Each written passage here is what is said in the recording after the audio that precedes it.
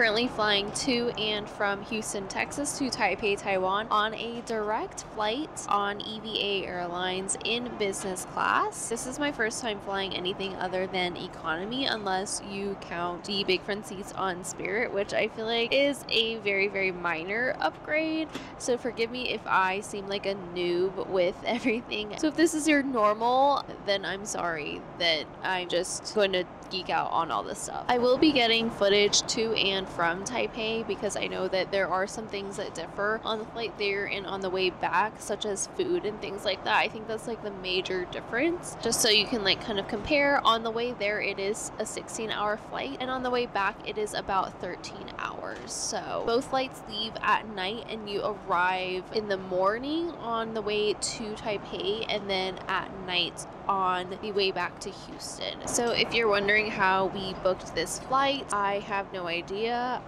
because Steven did it. Just kidding, not really. But so basically we used our American Express points and we transferred to ANA, which is a transfer partner, and then through ANA we booked the EVA Air tickets. Now each ticket costed 95,000 points. We did have to pay a little bit in fees, so per person it was $250. All in all, it came out to about 6 cents per point redemption value, which is actually really good compared to like if we had cash paid for these flights. Now as for the seat configuration, this is a Boeing 777-300ER and it is a 1-2-1 configuration in business class, and it is reverse herringbone. I had to ask Steven for all of these details, but basically the seat is like open to the aisle, which I kind of don't like. The other thing that I don't love is that on the way there we were like on the side seats, and now on the way back we chose to do the middle seats so we can kind of experience both. The middle seats, they don't have like a divider in between the two seats, so it's like you can see the person next to you sleeping and everything,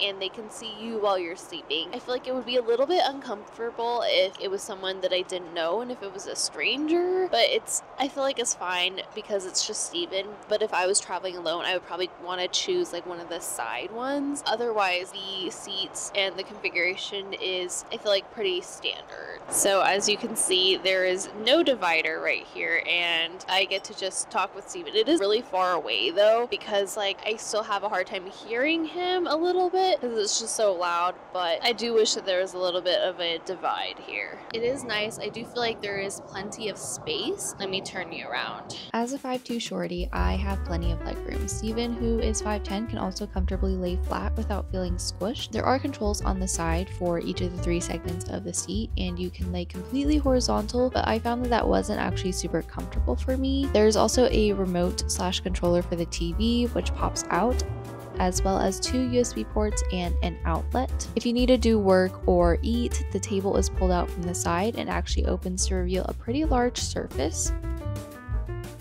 And there's an armrest on the side open to the aisle that comes up, but I didn't really find myself using it much. And there's also plenty of storage space for things, but you unfortunately can't store anything here for takeoff or landing. And after meal service, they put a quilt over your seat and turn off the lights so that people can sleep. They did give me some pajamas, which I have not opened yet, but let's see. They are the Jason Wu pajamas. I got a size medium, and I think that that's like the smallest that they had. I think this is actually like a blue set, which is interesting. They also do have slippers, so these are also Jason Wu slippers, but I feel like they're just regular ones. I mean, they're definitely like a little bit nicer, but like kind of like hotel slippers.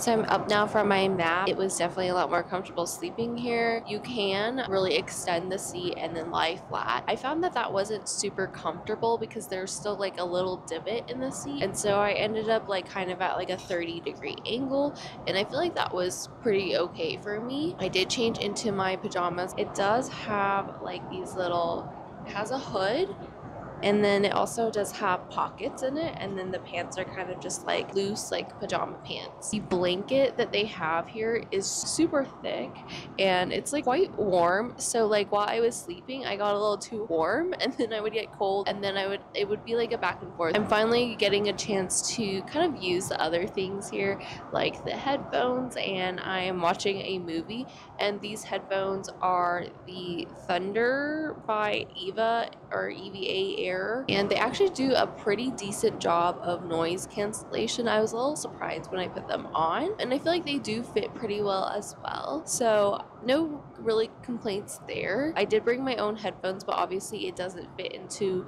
the headphone jack. So I'm trying to take advantage of when they have the lights on before meal service, and I just want to do a quick amenities kit unboxing. So it comes in this little, I guess like satchel or whatever, but there's actually another bag that's in here. So in this bag there's a bunch of stuff. We have an eye mask. This one is one that has like the Velcro on the back. In here we also have a little, like, I guess it's like a coin purse, toothbrush and toothpaste, earplugs. So they have an assortment of sizes in here. We also have some lip moisturizer, which I feel like is super useful because my lips always get dry when I'm on the plane. Replenishing facial mist, so a little bit of skincare for you there. We also have a comb, regular hand and body lotion. I guess this is like a keychain, and that is pretty much it. This bag is made by Giorgio Armani. I always like forget how to pronounce the first name, and so it does have like a pocket in here, which is kind of nice if you need some separation in the bag. But that is the amenities kit. So as for the amenities kit,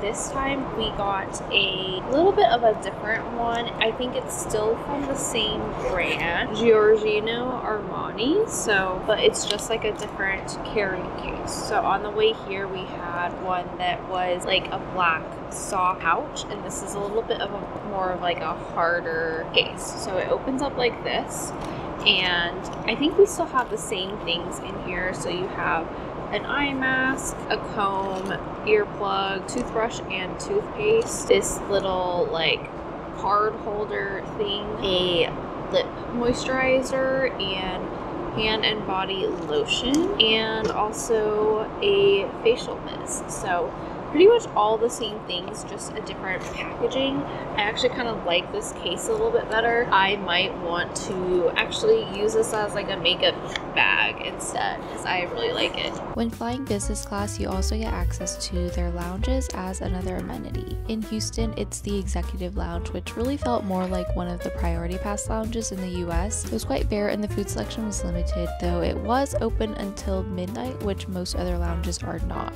I'm really hungry. There was like no food here, and so I just grabbed some snacks.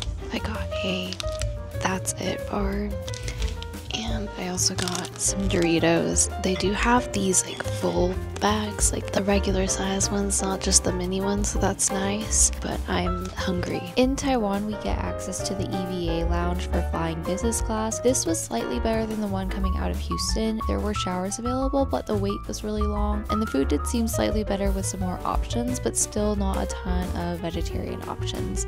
They did have Taiwan beer though, which was a plus, so I had some small snacks here before heading to one of the priority pass lounges. Moving on to food and meal service. Once you board the plane and get settled, you're offered a welcome drink of your choice, which of course I had to choose champagne. The first meal is served pretty soon after reaching cruising altitude. About 2 weeks before the flight, you'll have the option to select your entrees online. The appetizers are standard across all meals, and you also have the option to pick your entree once you're on board. On the way there, we had a little tart and scallop skewer for an appetizer, as well as some beef marinated salmon for the second course. This one was my favorite dish the whole ride. They also served some bread alongside the meal, and for my entree I chose the lobster, which was just alright. That pick is actually one that is only available online though. They actually have several meals that are online exclusive only, so be sure to check them out. Steven picked the beef Wellington, which he said was good, and for dessert we had some fruit and mousse cake. Overall, the meal was good and definitely way better than anything that you would get in Coach. They serve everything on a white tablecloth with real plates and utensils.